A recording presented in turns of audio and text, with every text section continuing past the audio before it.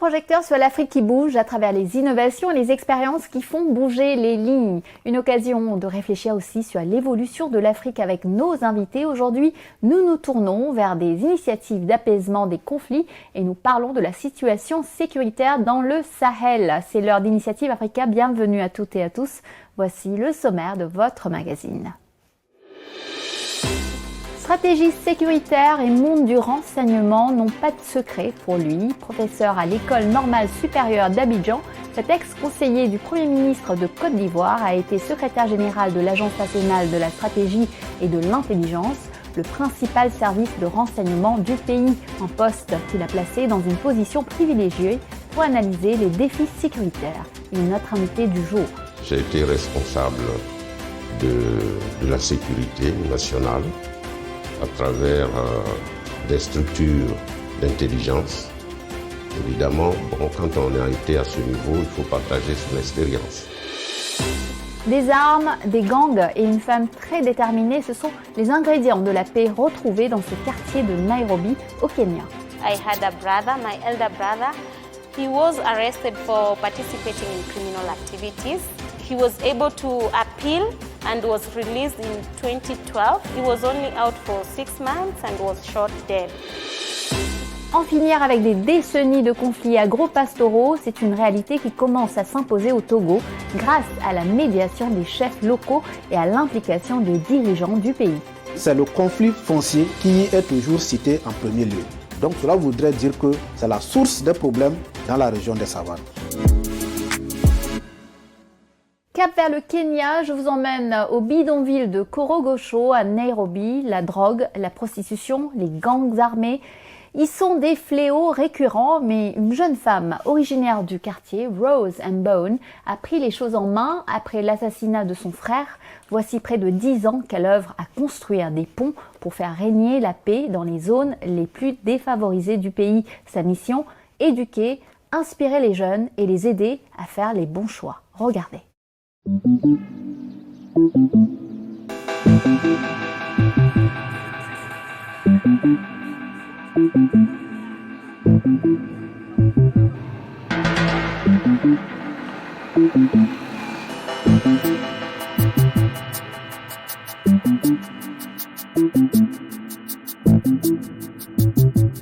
I had a brother, my elder brother. He was arrested for participating in criminal activities. He was able to appeal and was released in 2012. He was only out for 6 months and was shot dead. So that was like a wake-up call for me. My name is Rose Mbone. I was born and raised up in Korogosho. I do community activism whereby I champion for inclusion of young people in peace processes. And I'm the founder of the Legend Kenya. Rose in this Korokocho is a big name. People know him, and Rose even know the people of the area. So he was hearing us, and we grew in the same area. So Rose tried to reach me. Other gangsters are scared of me. Yeah, because they know my group was not the easy group to come and tell them, we need this. When we go in a club, even sometimes we beat other groups. Only, even in a ghetto, to get a gun is easy than to get a job. We've been doing issues on conflict management education, trauma healing awareness and resilience, disarmament and active non-violence ways of countering violence. In Korogosho, life was very difficult, especially for the boy child, because many of them used to participate and engage in criminal activities. And they end up being maybe highway robbers, or they end up being goons for hire. We started terrorizing the area. We say charity begins at home. We started terrorizing Korokocho area, stealing phones. We upgrade to the televisions. I think one of the reasons why I get to them directly is because I know very well they are feared. And because they are feared, nobody wants to reach out to them. So I felt like nobody is bad in this world. If only you listen to what people go through, then you'll get to understand how to support them overcome this challenge. When I meet Rose, it keep telling me, I want to see you. I want to talk with you. So I ask myself, why Rose telling me you want to talk with me? First thing, he tell me, sit down, let's drink a soda. Yeah, a cold one. We don't discriminate against anyone irrespective of their past. This, especially this is for those women who are reforming also from prostitution and who have at some point tried to engage in crime. Life is never easy for them. After my friend died, Rose talked to me, reflecting of my family, told me this life, Moses, right now in your family you are remaining only one. What if you die right now? Moses, I'm talking to you. And I changed. Yeah, sometimes when I pass somewhere, I see boys trying to steal for other person. I come there, but I don't interfere with them fighting, no.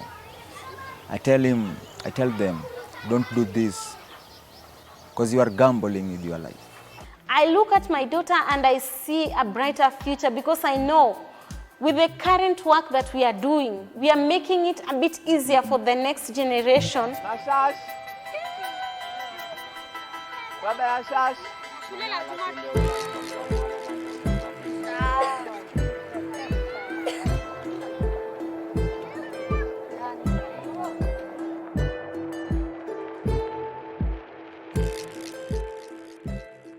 Je vous le disais en titre, notre invité Firmin Crécré est de ceux qui ont pu analyser de près la détérioration de la situation sécuritaire en Afrique et la montée du terrorisme.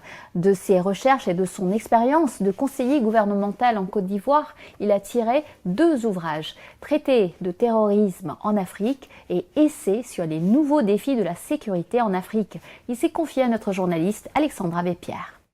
Bonjour Firmin Crécré. Bonjour. Bienvenue sur Initiative Africa. Vous êtes professeur à l'École normale supérieure d'Abidjan et vous êtes expert en stratégie sécuritaire. Fin 2024, vous avez publié 2 livres, Traité de terrorisme en Afrique et Essai sur les nouveaux défis de la sécurité en Afrique aux éditions L'Harmattan Côte d'Ivoire. Qu'est-ce qui vous a mené à publier ces 2 essais ? D'abord, c'est mon expérience dans le domaine. J'ai été responsable de la sécurité nationale à travers des structures d'intelligence. Évidemment, quand on a été à ce niveau, il faut partager son expérience. Dans votre traité de terrorisme en Afrique, vous détaillez l'évolution du terrorisme djihadiste en Afrique depuis le début des années 2000. Pouvez-vous nous dire comment se manifeste ce terrorisme aujourd'hui, en 2025 ? La question du terrorisme, il faut le situer d'abord dans le giron de la guerre asymétrique.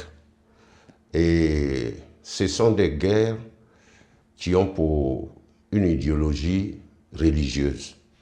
Il y a deux aspects. Soit ils veulent accroître la capacité islamique, soit ils veulent carrément faire des occupations. Et sur cette base-là, ils sont plusieurs groupes qui se subdivisent, mais on peut dire qu'il y a en gros l'Al-Qaïda et État islamique. Voilà, il y a ces 2 groupes-là, Al-Qaïda et État islamique.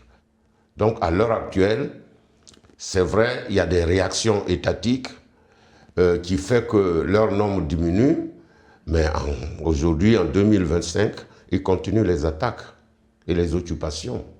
Selon l'indice mondial du terrorisme, élaboré par le groupe de réflexion Institute for Economics and Peace, sur plus de 7500 décès dus au terrorisme dans le monde en 2024, plus de la moitié a été enregistrée au Sahel.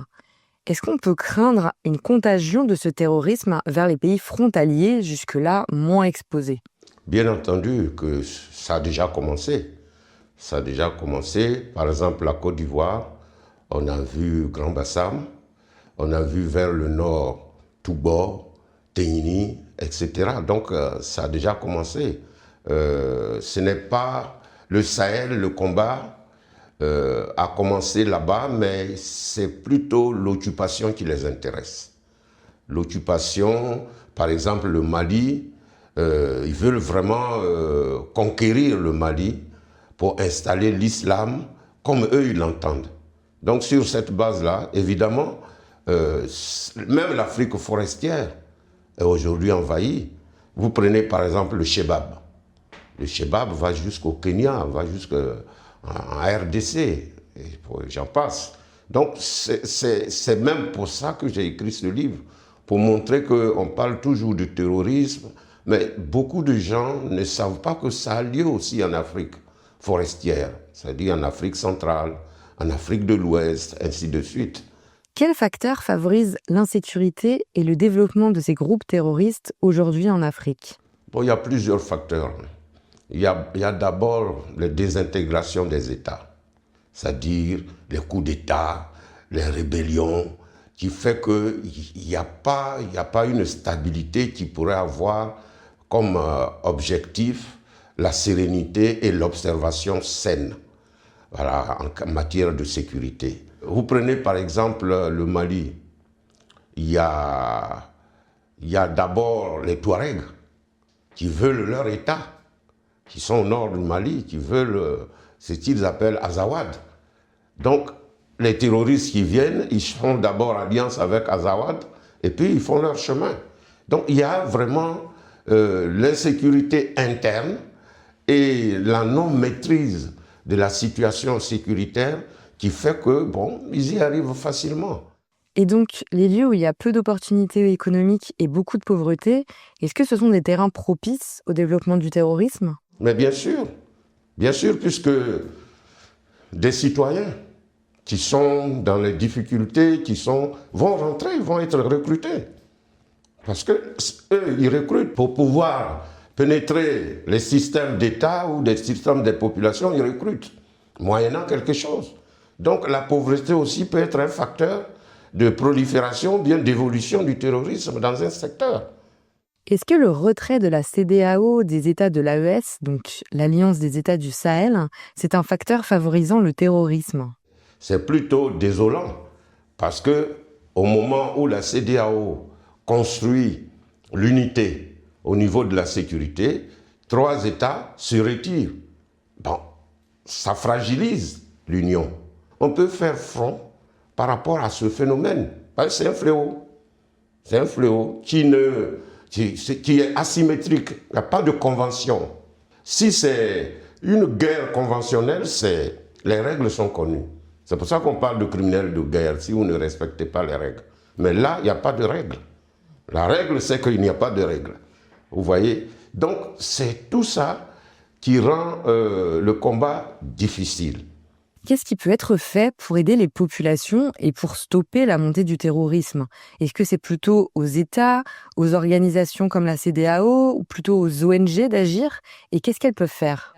Moi, je crois qu'il faut faire un concert de toutes ces organisations, États, communauté internationale, ONG, parce qu'il s'agit d'un fléau.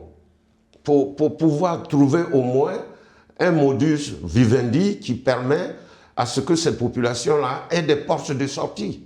Comme ce n'est pas des guerres de convention, mais il faut négocier des ponts pour que ces populations puissent accéder à l'aide, accéder aux soins, accéder à l'alimentation, pour qu'il y ait au moins de l'humanisme dedans. Sinon, à l'heure actuelle, il n'y a pas d'humanisme.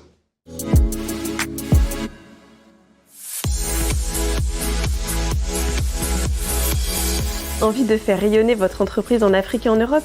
Augmentez votre visibilité avec Fréquence Business grâce à notre réseau de chaînes de télévision nationales dans plus de 40 pays. Chaque semaine, plus d'une centaine de diffusions à travers l'Afrique, l'océan Indien et l'Europe. Ne manquez pas cette opportunité unique.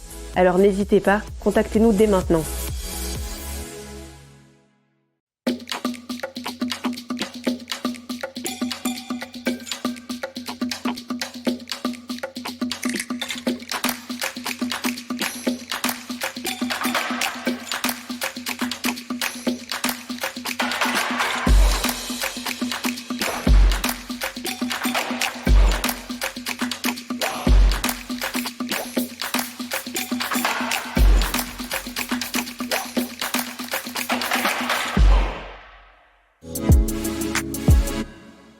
Bienvenue pour la deuxième partie de notre émission.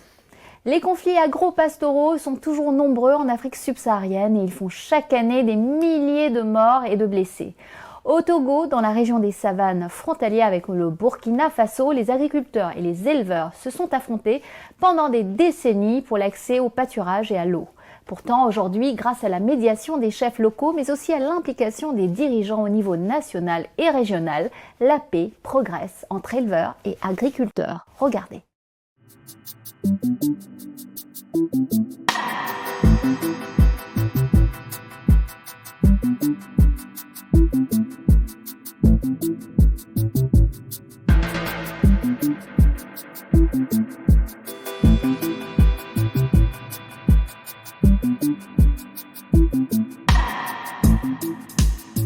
Quand moi je suis arrivé, lui, il était avec les bêtes dans le champ en train de manger. Les bêtes mangent, lui, il est à côté, il les regarde. Quand je suis arrivé, je lui demande, devant toi là, tu vois, c'est quoi là-bas? Et puis, c'est comme ça. C'est là-bas qu'il m'a tapé. Dans un de mes villages vers l'ouest, à Pétila, les bouviers sont rentrés dans le champ et c'est un maraîcher qui a fait les tomates. Il a fait ça sur un bon espace et c'est de ça qu'il vit. Bon, dans un premier temps, quand il est retourné sous l'effet de colère, il avait le coucou. Il y avait un petit taureau qui était là, il a haché carrément. Et le bouvier a sorti son coucou. Ils se sont pris, ils se sont pris. Il y a eu du sang qui a coulé. Il y avait un climat vraiment conflictuel dans beaucoup de localités. Et on a constaté, ou bien on a vu, une violence de grande ampleur dans la préfecture, dans un village de la préfecture de Thone, où des communautés entre Moba se sont affrontées, entre les Peuls bouviers et les autochtones gourmandiers, où il y a eu également même des morts, des morts d'hommes. Il y a eu les cases brûlées. Nous sommes arrivés ici, on a voulu essayer de les interroger. Le bouvier, il ne voulait même pas obtempérer pour qu'on voie comment ça a commencé pour voir à la solution. Il dit que les bœufs étaient tellement nombreux que lui seul ne pouvait pas d'un seul coup les faire sortir. C'est le conflit foncier qui est toujours cité en premier lieu. Donc cela voudrait dire que c'est la source des problèmes dans la région des savanes. Quand il a vu son taureau avec les coucous que le jeune, et là, lui, il est gardien. Qu'est-ce que lui va signaler? Qu'est-ce qu'il va dire à son chef qu'il a demandé? Lui, on n'a qu'à lui dire ce que ça coûte. Et le jeune dit non, lui dire ce que ça coûte. Il faut que moi, en tant que chef, il faut que j'aille moi-même voir. Oui, on devrait faire la paix. S'il a pu payer pour le champ, là c'est fini. Tu le laisses partir. Lorsqu'il n'a pas payé si le champ, l'affaire est toujours là-bas. Là, il a fait une facture de 345 000 au bouvier. Et nous aussi, nous sommes rentrés dedans, on a concilié en demandant pardon aux jeunes, jusqu'à ce qu'ils soient entendus. Et il a donné 95 000 plus 10 000 francs pour aller se soigner. Je ne s'est pas arrêté là-bas, j'ai appelé le président des Peuls. Je lui ai expliqué la situation qui a prévalu dans le village à Akpéi. Lui, il a essayé d'appeler tous ceux-là qui opèrent chez nous ici. Ils sont venus des délégations de chaque village. Et depuis ce jour, ils ont décidé de ne jamais se promener avec les couteaux. Si tu es là, il est bouvier actuellement, quand vous les voyez aux gens, ils n'ont plus les couteaux sur eux, mais plutôt les bâtons. Rares sont ceux-là qui tiennent les couteaux. Je crois que lorsque vous raisonnez et vous leur donnez des explications, les gens finissent par comprendre et se rendre compte qu'eux-mêmes, ils n'ont pas été du tout propres avec eux-mêmes et qu'ils se rendent eux-mêmes coupables de la dévastation de ces animaux. Donc ils comprennent et nous essayons ensemble. Au niveau des cantons, cet organe est appelé Conseil des sages de prévention et de gestion des conflits fonciers. Leur rôle consiste à faire la prévention et le règlement des conflits. La médiation, la conciliation, elle reste le seul moyen pacifique. Parce que tout le monde ne comprend pas que la gendarmerie peut aussi concilier. Mais puisque c'est un corps habillé, l'on peut partir facilement de la gendarmerie en prison. Donc nous pensons que la chefferie est un moyen beaucoup plus pacifique pour la médiation lorsqu'il y a conflit entre peuple, agriculteurs et profit. Généralement, nous réussissons à concilier les partis. Lorsque les partis sont conciliés, nous débouchons sur une entente qui peut promouvoir la paix en famille, la paix au village, la paix entre les communautés.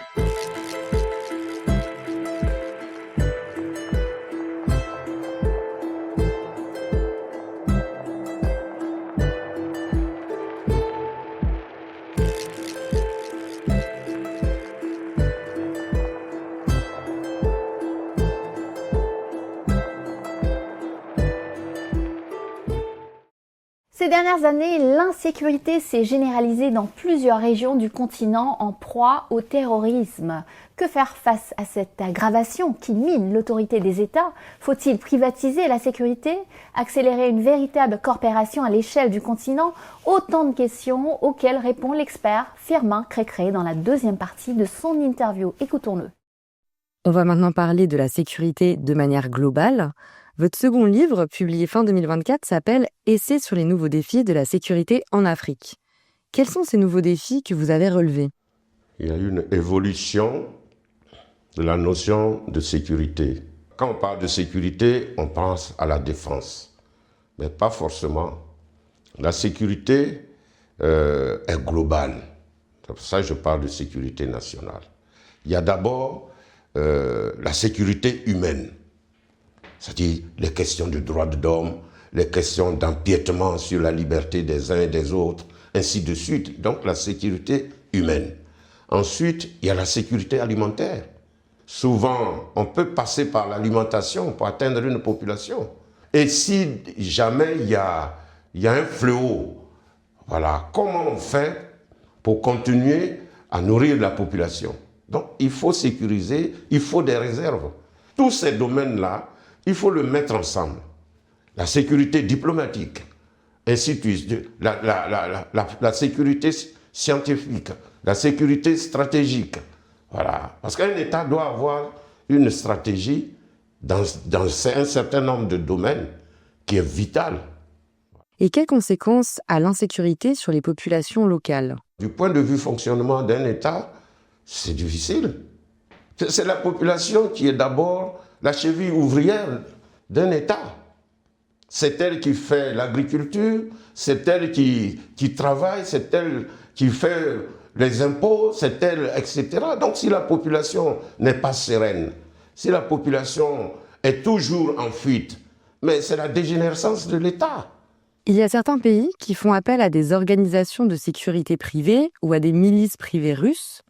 Qu'est-ce que vous pensez de ces combattants privés? Est-ce qu'ils peuvent pallier les insuffisances de l'État? Et est-ce que ça soulève certaines questions? Ça soulève certaines questions parce que les sécurités privées ne peuvent pas se substituer à une sécurité d'État. Voilà. Et puis ça peut aussi créer, j'allais dire, la non-maîtrise, voilà, de la question sécuritaire, puisque c'est un service privé qui fait ça. Mais un service privé, s'il est privé, il a un objectif précis. Il a des intérêts. Voilà. Mais en même temps, il peut accéder à des informations qui vont servir à des puissances. Un État qui fait appel à un service privé de sécurité, c'est une déclaration de faillite. Voilà. Parce qu'un service, même s'il est soutenu par un État, il ne fera que ce qui lui est permis de faire. Donc, ce n'est pas ça qui va résoudre le problème. Ce qu'il faut, c'est sincèrement penser à la question de sécurité d'État pour pouvoir, à travers cela, prendre les décisions qu'il faut pour qu'un État devienne fort en matière de sécurité pour protéger ses populations. Les pays africains ont-ils besoin de s'allier avec des pays hors Afrique pour préserver leur sécurité? Les États africains, comme ils ne sont pas solidaires sur les questions de sécurité, ont besoin d'appui des puissances extérieures. Ça ne date pas de maintenant. Pour moi, on a toujours besoin d'un apport extérieur, d'une puissance, quitte à réinitier une coopération. Gagnant-gagnant. Parce qu'une puissance ne peut pas, par humanisme, venir vous aider. Ils ont un intérêt à défendre dans ce que vous avez. Donc, on reconstruit une nouvelle stratégie de coopération où on voit que ce n'est plus la coopération coloniale, mais c'est une coopération vraiment réorganisée, adaptée, où il y a du donnant-donnant. Les puissances là, ils peuvent apporter dans tel domaine leur apport. L'Afrique aussi peut apporter dans tel domaine à une puissance telle chose. Il n'y a pas un État qui sait tout, qui peut tout. Donc pour moi, c'est ça, on a besoin de coopération. Enfin, pour terminer cet entretien, quelles seraient vos recommandations pour améliorer la sécurité en Afrique? Bon, mes recommandations, c'est d'abord penser aux populations. Penser aux populations et abandonner ou, j'allais dire, c'est-à-dire, il ne faut pas que l'égocentrisme domine du point de vue de la politique. Parce que si on est modeste, on peut ouvrir les bras, on peut accueillir les autres, on peut demander l'appui des autres. Puis deuxièmement, c'est accéder à une union. Il faut que chaque État baisse son ego pour pouvoir accepter dans le cadre d'un espace de libre circulation des populations. Ce qu'elles ne peuvent pas avoir ici, elles peuvent l'avoir là-bas, mais organiser tout ça pour que ça ne débouche pas sur un désordre. Donc il faut une coopération interne, il faut une solidarité interne, il faut des règles communes. Cela veut dire que les États s'asseyent et discutent de l'avenir de l'Afrique. Il faut un grand parlement en Afrique. Il faut arriver à l'union douanière qui permettrait la libre circulation des biens en ayant quand même un certain nombre de systèmes de contrôle. Voilà. Il faut aller vers, j'allais dire, une armée africaine. Ça va permettre aux armées des États africains d'avoir plus de moyens. C'est-à-dire, s'il y a une armée au plan continental, on aura plus de moyens. Ça n'empêche pas qu'au niveau régional, chaque machin ait des... Mais ça évitera des conflits inter-États. Vous voyez? Donc, pour moi, il faut aller dans ce sens. L'union est fondamentale pour le développement et pour l'évolution de l'Afrique. Et voilà, Initiative Africa, c'est fini pour aujourd'hui. Vous pouvez retrouver l'interview de Firmin Crécré ainsi que nos émissions sur notre site africaonair.com. Et bien sûr, n'hésitez pas à nous suivre sur nos réseaux sociaux et à liker, partager et commenter avec le hashtag Initiative Africa. Et n'oubliez pas, la semaine prochaine, même chaîne, même heure, je vous donne rendez-vous avec Business Africa. Bonne semaine à tous.